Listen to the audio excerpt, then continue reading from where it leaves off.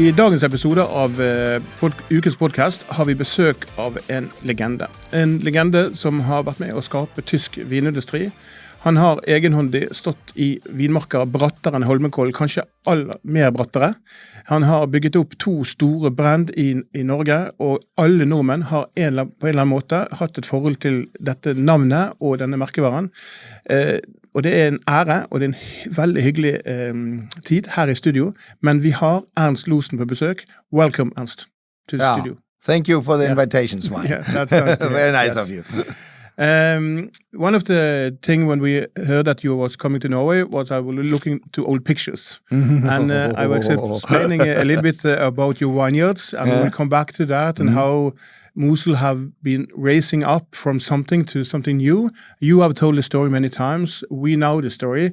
But Ernst, what is the situation today in Mosel, in the industry of wine? If you are thinking a little bit outside the box of your own company, but where are this after the pandemic and where is it now? Well, the Mosel belongs to one of the 13 wine growing regions of Germany. It's the 3rd largest wine growing region of Germany, after Pfalz, Palatinate, and Rheinhessen, The Mosel was always famous for Riesling since 150 years, It's the grape variety for the Mosel.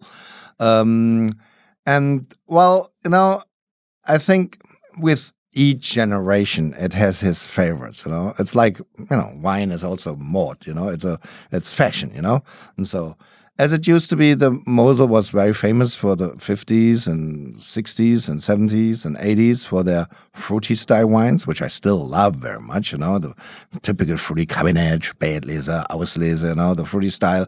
There was no dry wines really much produced in the Mosel because it was before global warming.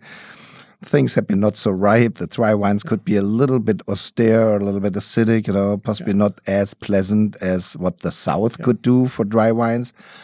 But to be frank, the global warming helped us as the most northern growing wine region in this size of Europe, helped us to produce suddenly great dry wines. And I think this is the biggest transformation in the last 20 years, that we moved more from the fruity style wines, which I still adore because I think no other region in Germany or in the world can do so light, delicious, delicate, fruity style wines like fruity Cabernet with a little bit of fruity sweetness or fruity Spätlese. Because what you're talking about is the matching between sugar and acidity. Yes, exactly. And I remember when I was visiting for some years ago, you told me that the balance between sugar and acidity is something it takes a lifetime to achieve the perfect balance. Well, at least you need. You learn it through experience. Through as more years you're doing winemaking. You get a feeling. What vintage should have, what a cabinet should have here, and on residual sweetness. And it always depends on the acidity. The acidity is the major ingredients. To find out how you balance out the acidity. But as I said, we saw in the last 20 years, a strong move towards dry wines, But I think the Mosel needed a little bit more time to learn to make great dry wines because we never produced dry wines, So the Pfalz of the south of Rheinhessen or Baden, they had a 20 years longer experience for that, But maybe also have got a reputation of other types of wine. So they had also other grape varieties, We always have been working with Riesling, But we see there is a strong move to dry Rieslings from the Mosel.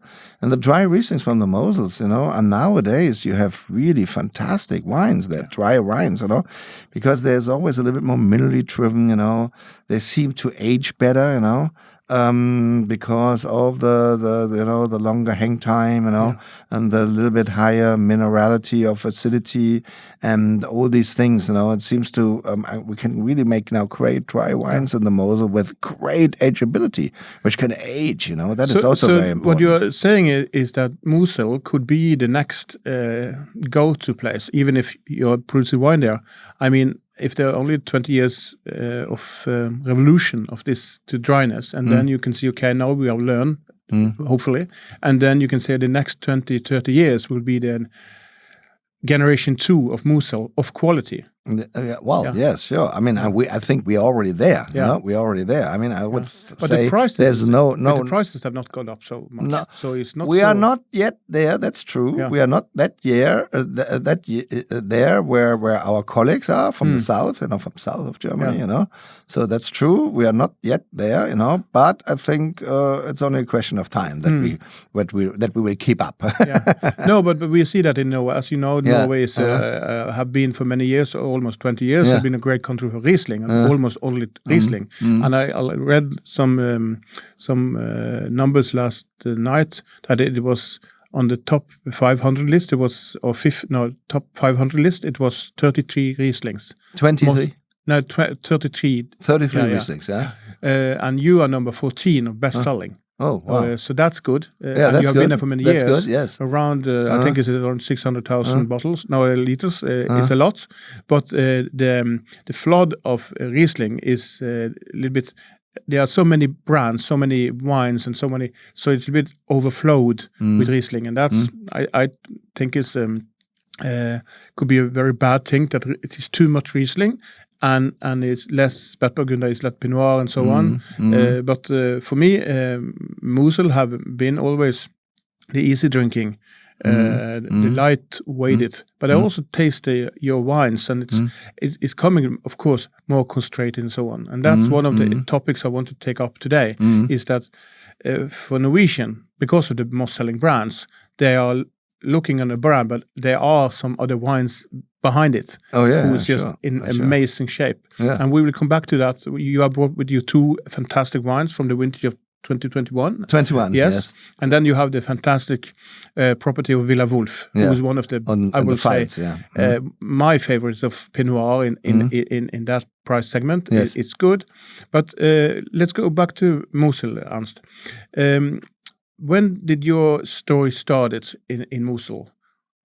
Well, my personal story started when I took over the family business. That was in 1988. 1st of January 1988, I took over the family business, which is a typical family business in the Mosel, 200 years in the family, So 1988, 1st of January, I took over from my father, from my dad, which is also now, oh my God. It's years ago.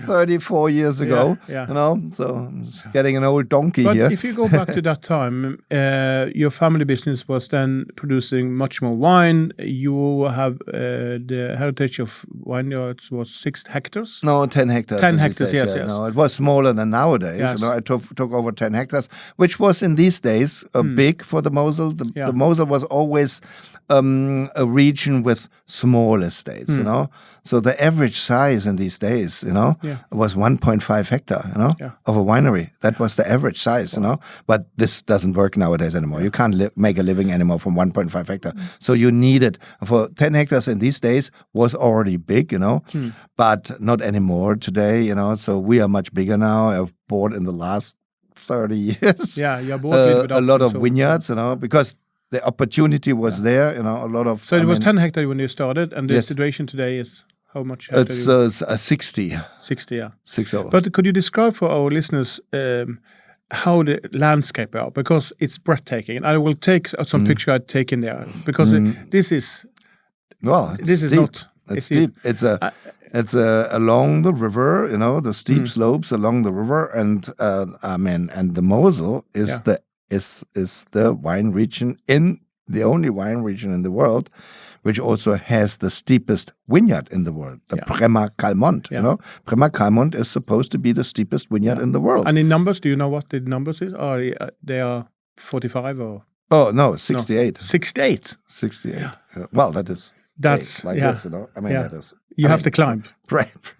Breathtaking, to look down there. And we just, I had been jumping into this adventure, 3 years ago, and bought 1.1 hectare in the Prema Calmont, exclusively the Lodi Belcadat, So we have exclusively the Lodi Belcadat, Well, I was not drunk. Yeah. I don't know. I don't know what drove me to buy it, but I thought such a vineyard, a vineyard which is called the steepest vineyard in the world, Yeah. That is so. Something so. Einmalig, something so singular, Yeah. So you have to take it. It was the chance to buy it, and so we did 3 vintages now there, and it is amazing. Really, it's an totally new experience for me. Yeah. Extremely new experience, because I thought after 34 years you know everything, Yeah. No. You it's- learn every year again and again something new and something new. And the Calmont, the Belcard, which we have exclusively, it's amazing. It's all again, what you thought, learning by doing. Then you find out. Yes, so you think you're still learning by doing, but you have some experience from Mosel, and I've sure. tested your wines for almost 20 years now. So there is no lack of quality. It's more that you improve something every year, and also you probably and push it forward. Push. To try to find out not new things, not experimental thing. I want to find out the days of the great days of German Riesling, of Mosel and Rhine Riesling, which was around 1900 when Riesling from Rhine and Mosel had been the most expensive wines in the world, 2 to 3 times more expensive as first growth clarets like Chateau Latour, Margaux, Lafite, 2 to 3 more expensive, What did they do in these days, Yeah, but was that of tasting quality of all of? Also winemaking. Tasting winemaking. So to find you have to find out what did they do these days. We forgot it. That is 120 years ago, 130 years ago. We forgot so many things. That is always said. These are the days where the people don't have a lot of time, but no technology. Nowadays, we have a lot of technology, but no time, And the winemaking in these days, and this I'm working now since 25, 30 years on this to find out how they made the wines in these days and what made them so great. And I tell you, and that is, what we're tasting here, GG, our GG Reserve is exactly made as my great-grandfather made wine 120 years ago, between 1880 and 1930, where he kept the wines, 2 to 8 years in the barrel on the full yeast, no wrecking, and that is amazing. Our GG Reserves, it's a totally different animal. I totally understand now. I do this now. Since 20 years, And if I taste these GG Reserves, which are made in this very old-fashioned style, they're fantastic. They're even after 20 years, they're still young. These people knew things, which we sadly forgot after the filter was invented. Sure, with the filter, you didn't have to wait anymore. Why people kept the wine 2-3 years in the barrel in these days? Because there was no filters. There was no fining. They had to wait until the wines clarified themselves, until the wine's finding itself, until they find natural balance, and was clear until they could start to bottle. These people knew what does 2 or 3 or 4 years of barrel aging does to the wine. We don't know this anymore because now we filter and bottle, So that has been all gone lost. And I now, since 20 years, it's not experimenting anymore because I'm doing these wines now, seriously and every year. But I tell you, but still, every year we see the fine-tuning. We find out, here and there, and this a little bit, that you can make a better wine. But this is so amazing, It's so amazing to find out. So you think you have more and more steps because the vineyards are getting older, yields are going probably a little bit down, and you're learning a little bit more of this process of small tuning. Yeah. But from the other side, I feel that your and other wines are getting more saltiness in the end. It's getting more concentrated. It's the acidity is strong. It's long living, and it's a kind of concentration who you have to use some time to learn it, because if you take it at once, too young, like now, the 2021. People are drinking German Riesling in Norway too early, or many of them, and that's not only in Norway. Not only in Norway. But could you imagine that this potential of showing old wines our own segment in the future? Because if you're saying, okay, German Riesling 10 years old is fresh. Yeah, well, I mean, that is exactly what I do. I produce wines. I mean, sure, I release wines young, but I produce 50, 60,000 bottles every year, which I put 10, 20 years away before I release it. I mean, it is that is my goal, I mean, producing wines first in the old historic style, when these people in these days, my grandgrandfather never drank a Riesling when it was not minimum 15, 20 years old. They drank it only old, like clarets, And that is what I do. I put 50, 60,000 bottles away. We just released 3 years ago our 97 Würzgarten Spätlese, or 98, 25 years old. We released them, And so I do homage, or our reserve wines, They are 2 years in the barrel and then 4 years in the bottle before I start releasing them.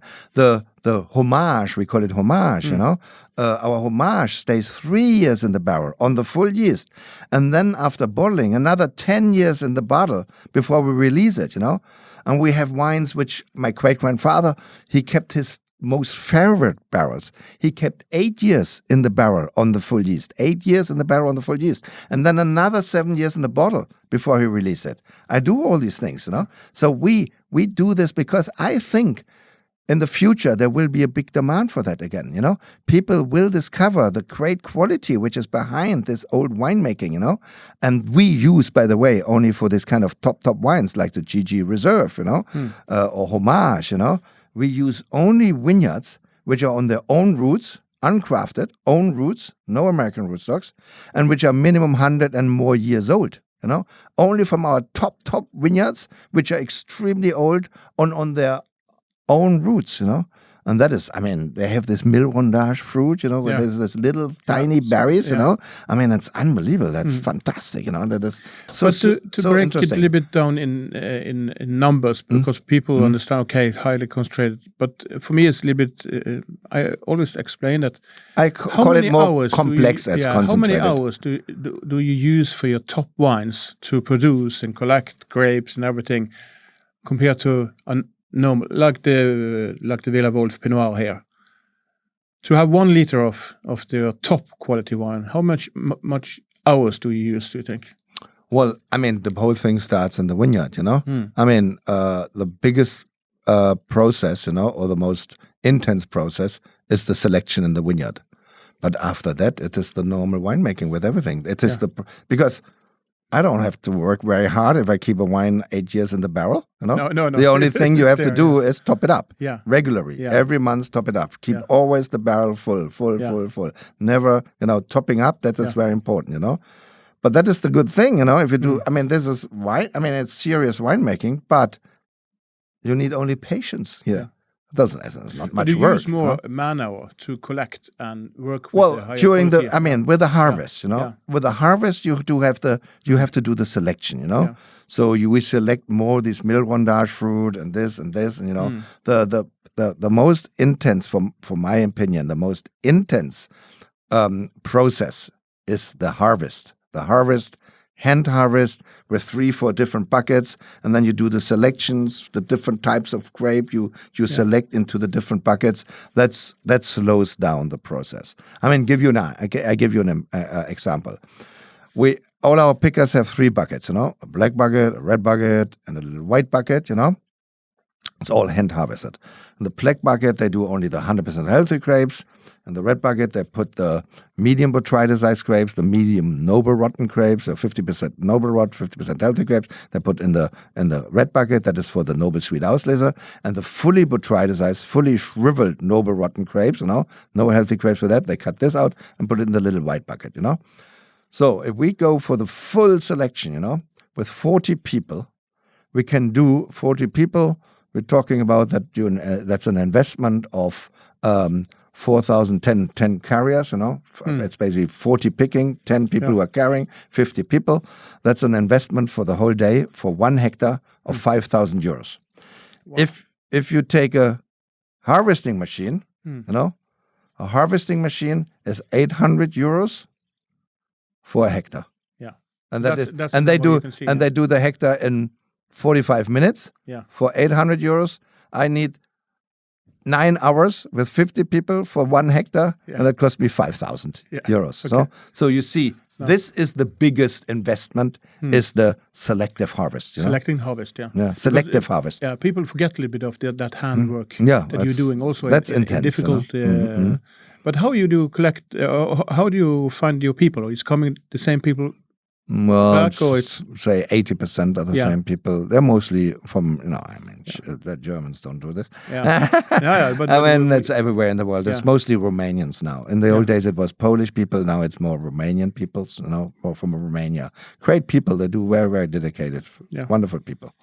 But I know that you took your education in Geisheim, and then you have some time in Alsace and California and Burgundy and so on. Well, not really. I visited all these places with Stuart Piggott in these days, because I was the driver. He still doesn't have a driver's license, and he visited all these places. And I always said, Stuart, I drive you, So I got the chance to visit all these great places in the world, top producers around the world, by being the chauffeur of a wine journalist. But through all these years in wine industry, you have been around and tasted a lot of other wine. So absolutely. So and I know that you're in love not only with Mosel wine, but you are caring about much other taste. But how important is it for a winemaker today, if you are meeting a young one, to taste wines from all over the world to understand its own quality? When you started I think it is. Why should it be different 30 years ago as today? I always says, that's my saying, a great wine starts in your head, First, you need to have an idea what a great wine is. How you want to produce a great wine if you don't have a clue what a great wine is, for example, I can give you a little bit, that's 30 years ago, I have been traveling already, a lot of people. I met Olivier Humbrecht, I met Ravenel, I met, Rousseau, Charles Rousseau, and all these great winemakers in the world, I have been starting to collect these wines, and these days I like Bordeaux, Latour. I thought Latour is great, and so tasted it very often. Had been also visiting Latour every year, And then it was basically I think it was my Swedish importer in these days, And he visited me, and then he said, oh, let's go for dinner, in the evening. And I said, oh, do you mind if I bring a young winemaker with me, 30 years ago? And so we also imported a little bit of wine off him, I said, yeah, sure. I brought a Chateau Latour with me to dinner, and he brought a red wine, Mosel red wine, Pinot Noir with him for the dinner, And so I opened the Latour, I think it was, 88 Latour. And so the young man said, oh, that's very tannic, and it stings like horse leather. So he described it very well. And then he said, this wine would never get an AP number in Germany. And then we opened his wine. Yeah. It was a pale red, rather rosé, Pinot Noir, with 40 gram residual sweetness, no malolactic fermentation.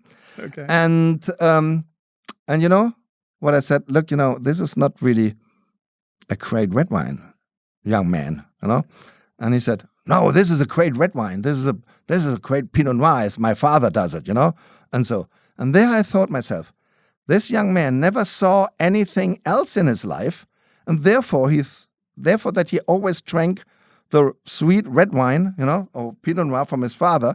He thought this is a great red wine, And that's the reason I always say a great wine starts in your head. First, you need an idea. Yeah. What is a great red wine, or what is a great white wine? And I don't think that it doesn't matter if it is red or white. What is a great wine? And if you have a certain idea, clear idea of a great wine, then you go and start to producing it. I'm not the guy, the naturalist, and said, oh, God, give me the wine, and I wait, I don't do anything, and, God gives it to me. No. I think you have to make wine. You have to, like education of kids, you have to intervene. You have to do, otherwise, the only thing I know what God is doing with wine is it turns into vinegar, Yeah. And I think you have to intervene into winemaking, And that is what I mean. And where you get the idea of making great wine if you visit all the great winemakers in the world, and it doesn't matter if I did it 40 years ago or if a young man does it nowadays, he needs to taste a lot of great wines to get an idea what a great wine is. And then he can also produce a great wine in his home, you know? Yeah. And I'm totally agree with you, Ernst, because this is one of my thing when people, I taste some 1,000 wines a year as a wine journalist, and it's a very nice job, of course, because it's only tasting, but also when I recognize a very good, well-made wine, who's not sweetened up or something, but good concentration, I always ask myself if this is something of a reference. And after your opinion, for 30 years ago, who was the reference in Mosel? And are there more reference Mosel? If you're going to pick up some of your colleagues, of course yourself, but who's the reference in Mosel today compared to old days? Well, I mean, it depends, you know. I would say if it comes to the fruity style wines, the sweeter style, the traditional I think cabinet. But now you have to differentiate, you know. You have to differentiate. Because you can't use somebody as a reference who doesn't produce for dry wines if he doesn't produce dry wines. You know? I mean, that's impossible. So therefore, that we have these two traditions in the Mosel, you have to take the reference, you know, for these two traditions, you know. And so, I mean, sure, for me, I can only speak for me. In the old days, the reference for the fruity style wines, you know, was always J.J. Prim or Egon Müller, you know. I mean, also for me on the Ruwer, Dr. von Schubert, you know, and Maximin Grünhaus, you know, was always a reference for me for the sweeter style wines because they made great wines, you know. I mean, if you taste 60s or 70s still from the 60s, 70s, you know, 80s, fantastic wine.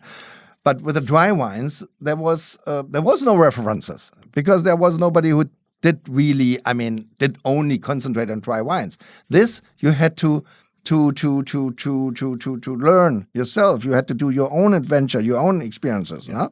And so I took away my own way, you know. And so in this case I was my own reference, you know, because I started it and improved it every year, for my opinion, you know, by because improving it. You're described as a pioneer of Mosel to dry wines. Yes, that's and you have used a lot of money and investments and go through some walls to get what you are today. I mean, I invested a lot of money. I mean, I've been going totally back to wood. I mean, I possibly invested €1 million only in oak, you know, and I mean old barrels, the traditional Fuder barrels, 1,000, 2,000, 3,000 liter big, you know, and so, you know, still not finished, you know.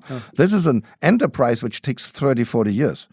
Well, I always say, you know, I still get 100, you know, I have another 30 years. We're going to live long, so that's no problem. But if you go to the reference of dry, high, who are your friends out there in Mosel who go the same direction? Because you have lead the Mosel, not only you, but we have been to that path that you probably have a meeting and say, we have to do something about this. And then you're building an industry that now Mosel is respected by a young generation of wine lovers. But today, who will you mention as the top 3, 4 to bring Mosel forward? And are there any producers who is a black sheep? I mean, young and beautiful. I mean, if it is from the famous, I mean, you know, I must say it was always the wine estate is now sold, Kartäuserhof, you know. But in the last 20, 30 years, I must say, Christoph Tyrell, the owner, you know, he was also definitely the pioneer with his dry wines from the Kartäuserhof, definitely, you know. They had been every year outstanding, you know, the dry wines of Kartäuserhof, you know.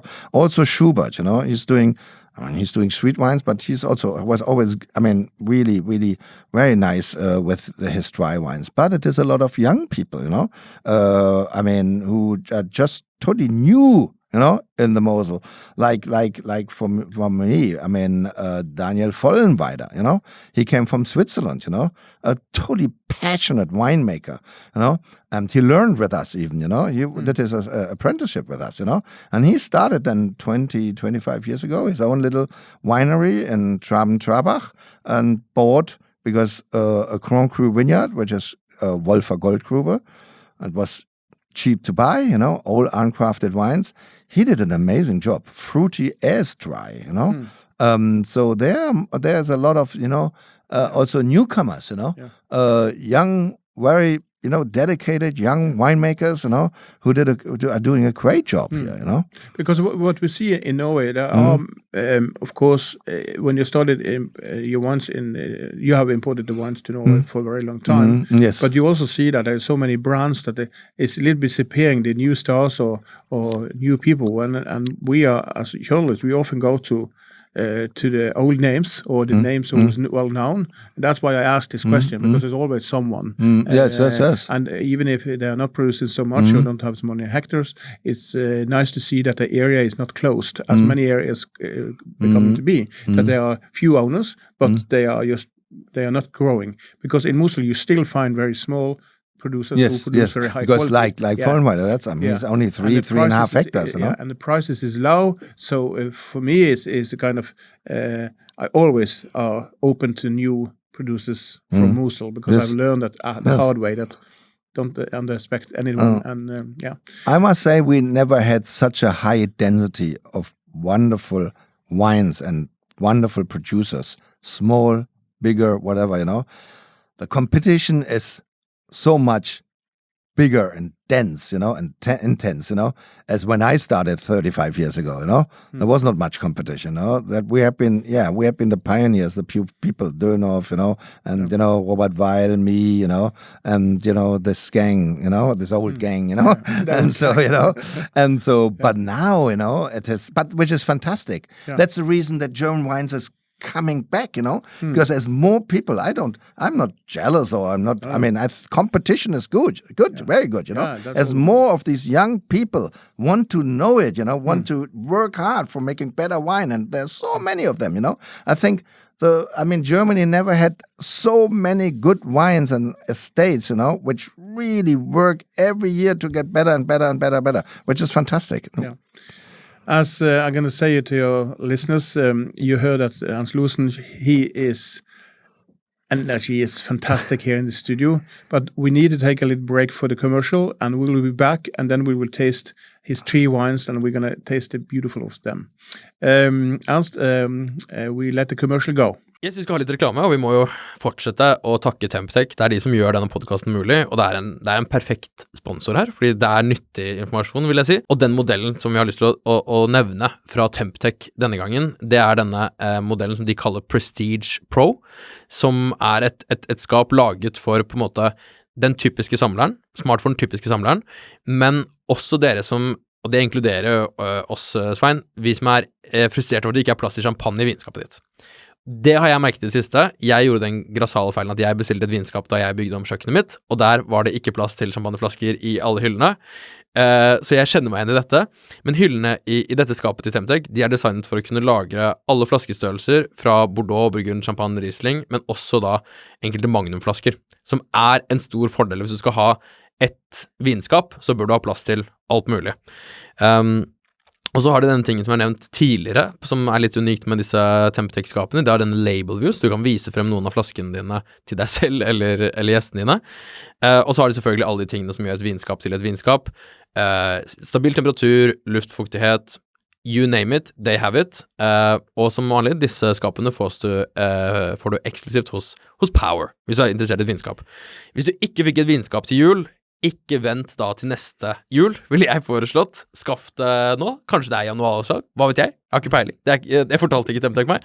Men skaff deg et vinskap nå, og vær trygg resten av året. Du vil ikke angre. Hilsen Temptec, og hilsen oss. Og der er vi tilbake igjen.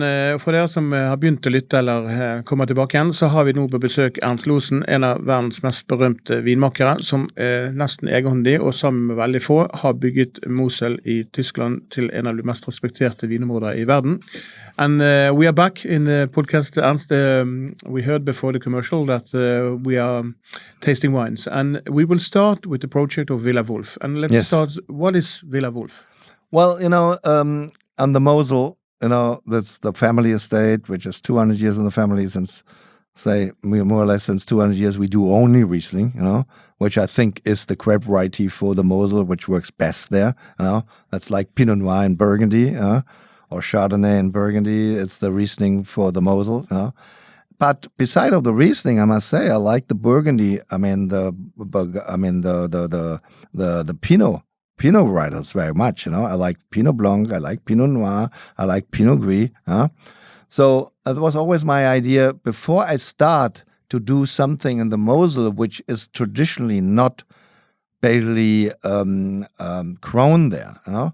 I rather go to the area which has a very long tradition for the Pinot varietals. And the Rhine River has a more than 1,000 years of tradition of growing Pinot varietals, the Pinot Blanc and the Pinot Gris and the Pinot Noir. It was, I think, the old French king Charles the Bold who brought the Pinot varietals 1,000 after Christ to the Rhine, to Lake Constance, and then moved up the Rhine. So it is definitely a Rhine varietal, the Pinot. And so I thought, and I got 96. I got this great chance, to take over a very old historic wine estate. Villa Wolf, was founded 1843. And so it was the perfect place, to say, oh, let's go there. And here we do we do also Riesling there. Riesling is the main varietal of Germany, 50% of the world production of Riesling is produced in Germany, But for me, it was also a very important to go there. To go to a place where Pinot has a long tradition. And so in 96, I got the chance to take over the Villa Wolf estate, and we started then doing also, beside of Riesling, Pinot Blanc, Pinot Noir, and Pinot Gris, Yeah. And that was the goal, we do also now a little Pinot Blanc and a little very, very tiny Pinot Noir in the Mosel, but more by accident. Yeah. But this Pinot Noir we have in the glass here, this is the Pinot Noir of 2020. 20, that's our Pinot Noir Villa Wolf 2020, And this Pinot Noir is, for me, is very fruit driven. Yes, but it's more fruit driven today than it was earlier, because there have been a little path for my palate to understand Villa Wolf. Some ways in the Pinot Noir. Also we learn every year. Because we try to improve every year. Yeah. We are not happy. If you're once happy what you're doing, then you will never improve. Yeah. So I know it is exponential more work if you the first 50% is easy. Everybody knows how to winemaking. Then the next 20% is exponential more work. Yeah. But the last 5%, it is 10 times or 15 times or 20 times more work as the first 50. Yeah. But you never reach from my opinion, you never reach the 100 point. Yeah. You try only to get closer and closer and closer to learn more but I think the most important thing is that you still dry every year. And if it is only a tiny little bit, to get better, to get better. Because the pricing of this is only 163 kroner, 64 kroner. Yeah, that is the funny thing. That's our entry level. Yeah. But, isn't it more important often, which I say, if you have a great vineyard, it's a fantastic Grand Cru vineyard, and you can do a few barrels there, and to concentrate on this wonderful vineyard and do a great wine. But isn't it much more difficult to produce high quality with the wines, with the entry level wines? And is it not more? And is it not more important? For me, it is so important to put more effort, also into the entry-level wines, because what I always say? Riesling, our Dr. Riesling, for example, that has to be a very good product. Why? Because if people don't know anything about the Mosel Riesling, or don't know anything about Bordeaux, they don't go out and buy for $600 a bottle of Chateau Latour or Mouton Rothschild. They buy the Mouton Cadet for $10 or $12 to taste what Bordeaux is about it. If this wine sucks, he will never go back to Bordeaux again. So you only have this one chance, to convince. For me, the entry-level wine should be always the ambassador for the region. That if people who don't know anything about the region, they buy a $10 bottle of wine from this region. And if they like this wine, they say, oh my God, this seems to be a nice region. They make great wines. And then he possibly go to the next time and buys a $20 bottle of Riesling, and said, oh, really, that's nice. And then he started learning. But if you put him off with the first taste of an entry-level wine, then he's never come back. And therefore, for me, it's important. It doesn't matter if it is our entry-level Pinot Noir or entry-level Riesling. We put so much effort into the entry-level wine because this is my ambassador, my ambassador to higher to higher qualities, And therefore, I think too funny thing here, the entry-level here wine, well, people always say, yeah, it's nice, and so, but they think they can't put it away. I found few weeks ago, I found 120 bottles of this wine, I don't know what. So you're losing bottles? You have to check that out. Yeah, whatever, I mean. 2008 vintage, so 14 years old. Yeah. I opened a bottle and said, hallelujah, holy moly, this entry level, how beautiful the wine was. And then in the evening, I had my English importers there, which are a lot of French wines, and so they know a lot, And so I opened this 2008 and poured it to them, blind, and said, what do you think? This is French, that's Burgundy, And so I said, no, that's the entry-level wine you sell to Waitrose, only 14 years old. Yeah. And this is for me important, that also an entry-level wine has the potential, to age and still shows after age, that it's not a one-shot, fly, that it also has future, that it can also age, and that is for us very important, to put a lot of, and nobody does for an entry-level wine for that price. These wines are all over-barreled. It's 18 months, half of it is 18 months in French oak, 18 months in French oak, used oak, not new oak, and the other half is 18 months in stainless steel.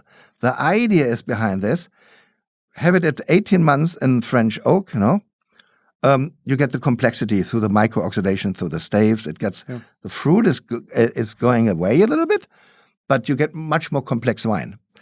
And the wine, the other half, which stays 18 months in stainless steel, keeps the fruit because it can't, oxidize, It keeps the fruit, but still already matures a little bit, comes together, but still keeps the fruit.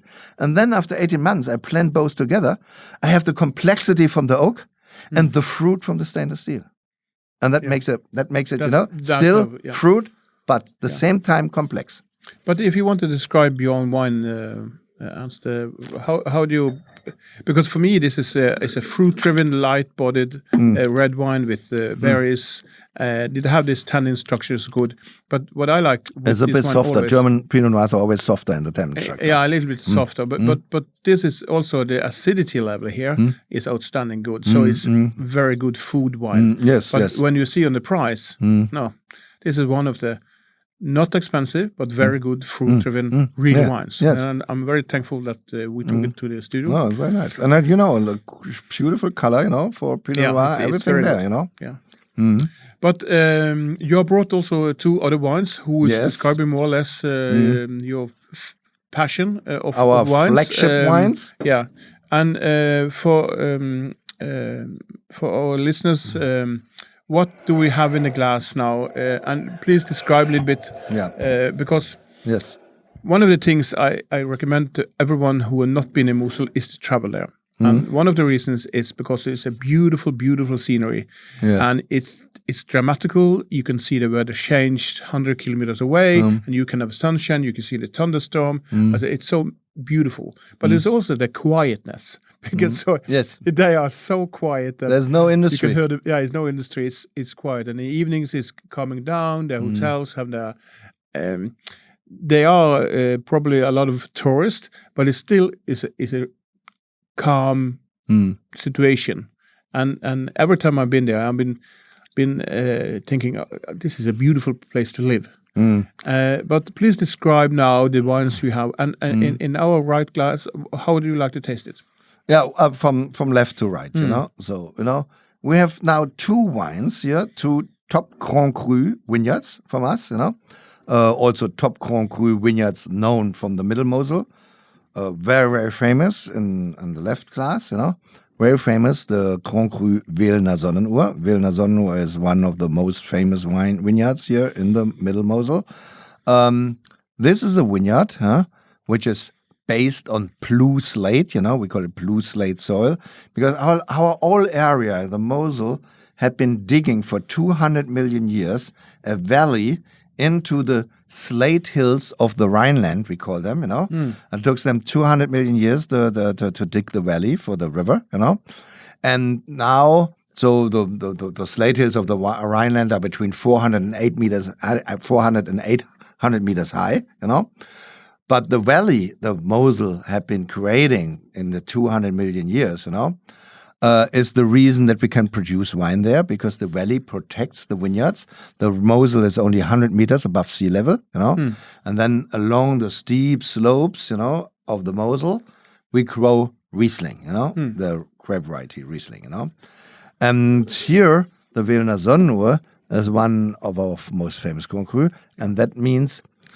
here we have the soil here is all slate soil, Plu Devonian slate. The slate is from Devonian time, 400 million years old, Plu Devonian slate soil, and this vineyard has the reputation to be the most typical wine, or producing the most typical wine for the Plu slate soil. It's amazing. What's even more amazing? We still have vineyards like these two vineyards, which we show now, which have been never attacked by phylloxera. 150 years ago, the whole European wine growing areas had been destroyed by this bug, which was schlepped in from America, destroyed all the European wine growing areas.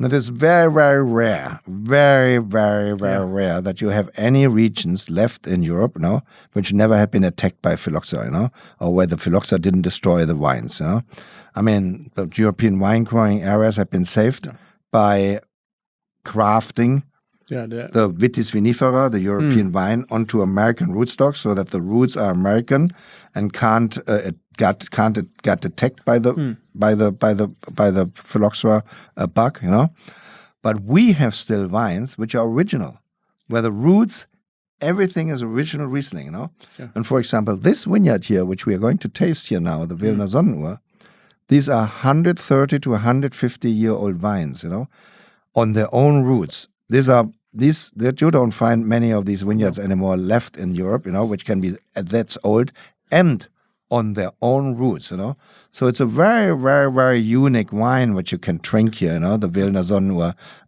what we call GG. GG is basically großes Gewächs, or great growth, so Grand Cru. So it says GG, what you see here on the bottle, tells you. It could be a very good thing to our listeners to see if you have a GG on the bottle. It's a higher. They are always higher quality, but it's inside the GG area. There are roots, or I think it's a little bit different aspect of quality, but it's high quality. Yeah. But what I see in your wines is that the concentration of the Sonnenur, who's one of the most exciting vineyards in the world. Yes. Yeah, yes. And in the middle of the vineyards is a big watch. A big sundial. So yes, sundial. Yeah. So it's one of Sonnenur, the first, sundial. Yeah. This sundial was donated 1842 by Jodocus Prum, one of the pre ancestors.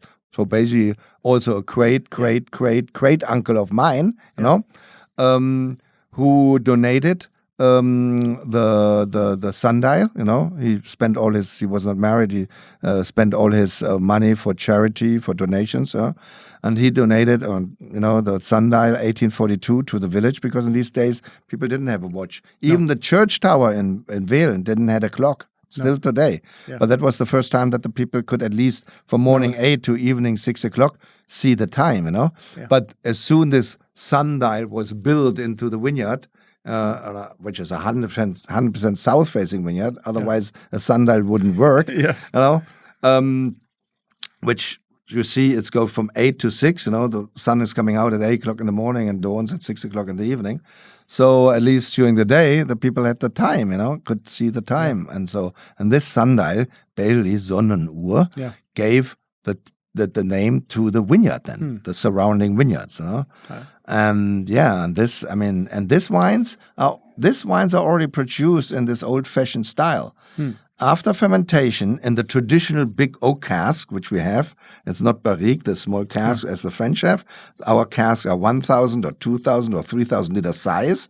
We ferment the wine, the juice, in these traditional big old casks, Then after fermentation, if they are dry, we sulfur, we top it up, and then we leave it for 1 year or 2 years, sometimes 3 years, up to 8 years, in the barrel, on the yeast, because we don't wreck it off the yeast. We leave it on the full yeast and let it ripen in the barrel, but we're topping up, every month you fill up the barrel. That's very important, But we let the wine stay on the yeast to ripen very, very gentle, No steering, no batonnage, only don't touch it anymore, And then the wine get a really nice harmony, Everything, the micro-oxidation through the stave, the contact to the yeast, integrates, everything into, the acidity and everything into the complexity of the wine. That you get a very complex wine, that the acidity is integrated, everything is integrated, that you get a very harmonious dry wine. That is, and as more you wait, if you wait 2 years, it gets even more complex, And this is what I rediscovered of the winemaking of my great-grandfather, and rediscovered it for 20 years and do it again.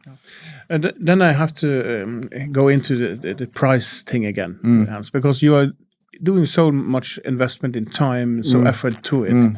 But still we see that the prices for German Riesling in that kind of category, maybe because of the competition in Norway, but I always say that some of the GJ, and especially yours, are 200-300 kroner. I know. Too little. Yes, and I mean, what is your thoughts about this? I know that the competition in Norway are big and it's strong, and it is effort to sell every bottle and so on. But still, I say to people that buy German Riesling, buy it now, because in 10 years you will laugh at the prices. But when you see that, because you started even not so expensive, so you have done a lot of. But of course, when you see also the numbers in Norway, we are buying more expensive wine from Germany. Yes, I know. We like to do it, and it's important to just understand I know. behind a bottle of Riesling is not the ordinary day-to-day. But you need to taste concentration, as you mentioned before, to understand it. And this is I think it's one of the references should be. But it brings me also to the reference of the other one you have with me, that just not so far away, there are completely different wine in taste because of the terroir. Yes, and exactly. Tell us a bit about. I brought these two wines, by purpose, because they are the most extreme, terroirs. We have the typical blue slate, which is 80% of the Mosel, middle Mosel, is slate soil, the blue slate soil. But there's only 1 or 2 villages in the middle Mosel which are not based on slate, This is based on very red, weathered, volcanic soil, volcanic conglomerate soil, So completely different. This is blue. If you look from the distance, the vineyard looks blue because of the blue slate, Here, you look from the distance, it's deep red, the whole hill, deep red, because of this weathered red volcanic soil, which is basically the lava, conglomerate. Because in a very old history, it's coming, the lava is coming down basically from the hills.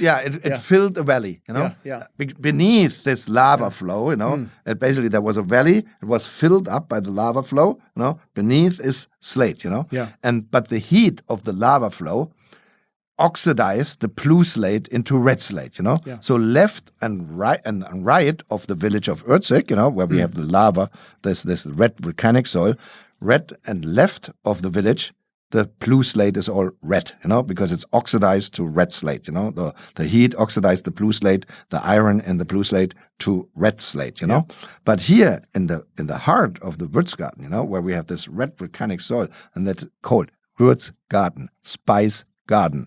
Why it's called spice garden? Because you have a totally different aromatic.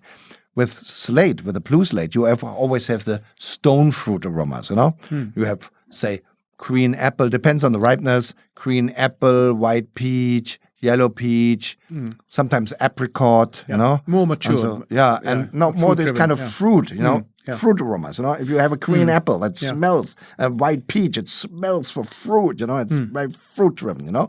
But here in Erzig, you never have stone fruit.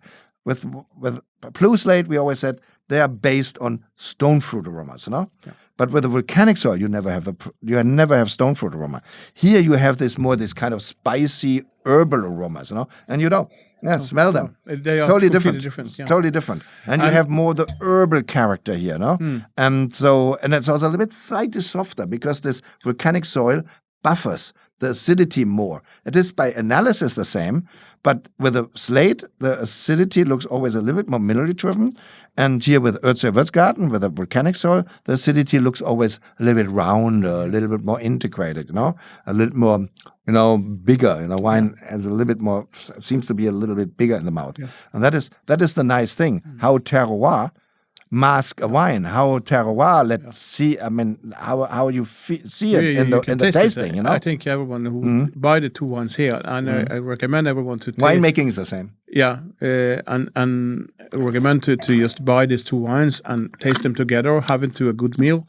But we have talked a lot, Ernst, and it's very nice to have you here in the podcast, but we have to end the story of your visit. But I want to hear your plans for the future of Loosen, of your what is the next thing you're gonna do? Is a new Wolf project going on? Are there any news around? Yes, it is. It's coming some news. So we had and we have to talk about the Jaguar. Huh? The cars. The Jaguars. Yes. That is another. Jaguars, yeah. That's another passion of me. I love old Jaguars. Yes. Old Jaguars. Yeah. I just get my. 3 weeks ago I got my E-Type out of the restoration. You did. Yeah, 65 first series, completely restored. And so I didn't drove it yet because the weather is so lousy. But it was 3 years in restoration. And looks fabulous, We have to go back to the wines. But yes, we have to go back to the wines. Yeah, what's new? With Villa Wolf, for example, we own a monopole vineyard site there, which is called Wachenheimer Bells. And this is in Wachenheim, the village of Wachenheim, the only vineyard, it's the upper part of the Reshbechel, which is, pure limestone, We used to do always Riesling there, It was an old Riesling vineyard, But, I have a big passion for Pinot Noir, as you know. I have a lot of Burgundies in my private cellar and I thought, man, you have a vineyard there, an exclusive, vineyard, monopole vineyard, which is full of limestone, limestone-based vineyard, limestone, we're talking about Pinot Noir. All the great Burgundies are made on limestone. And then we started 2015 to slowly to replant the bells to Pinot Noir. A lot of different clones, in there. French clones, there's little Milrondage clones with little berries and so now. And the vineyard is completely converted now. It took us 3 years to convert it completely to Pinot Noir. 2017 was the first very little harvest from the first third we did. So 18, 19. So you're going into the Grand Cru level of reds. Pinot Noir. Pinot Noir, yeah. That's a good news. Yeah, yes. And this is exciting. The wines are really exciting, Yeah.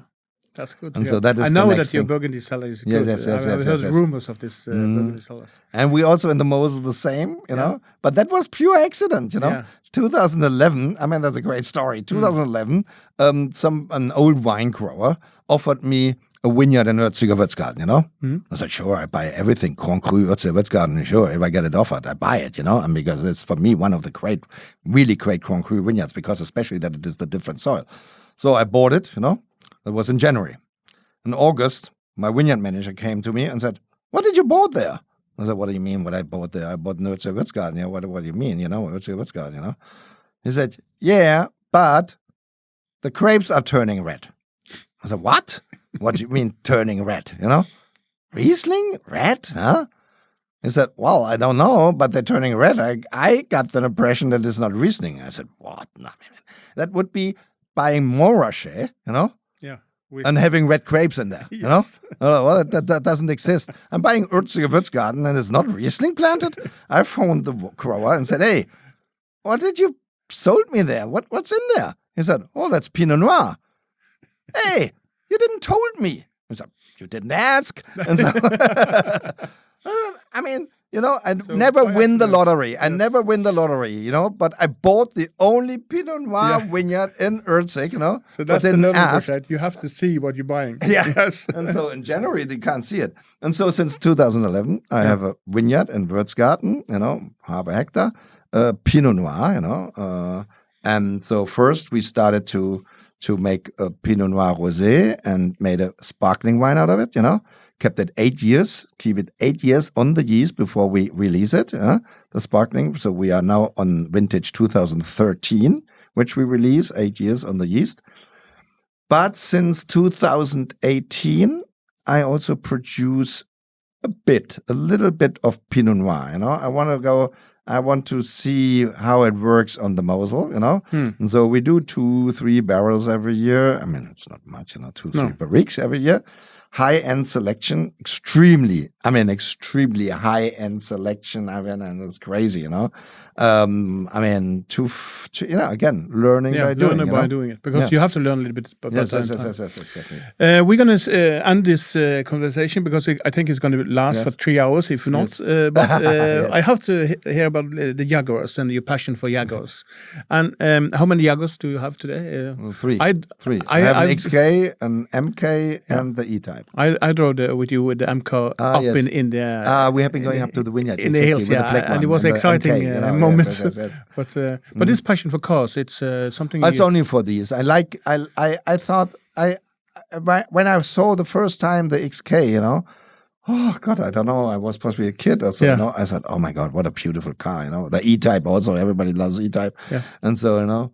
Yeah, and then I got the chance to buy an XK, and then we restored it, you know, and restored it, and so you know, because I think in these days. I wouldn't buy a Jaguar nowadays anymore. No. But in these days, in the 50s, you know, and until the middle of the 60s, you know, the form, you know, I mean, they have been so beautiful, you know. That was possibly, that's for me one of the most beautiful cars in these days, you know. Yeah. Not the new ones. You know? But I understand that you drive that quite often. Oh, well. I drive the XK. I take it down to Burgundy. We now have that's the other new thing. We have a new property in Puligny-Montrachet. I bought half of the Vieux Chateau de Puligny-Montrachet, you know, half of the chateau I bought, you know. We're just in full restoration. So you take the Jaguar down there?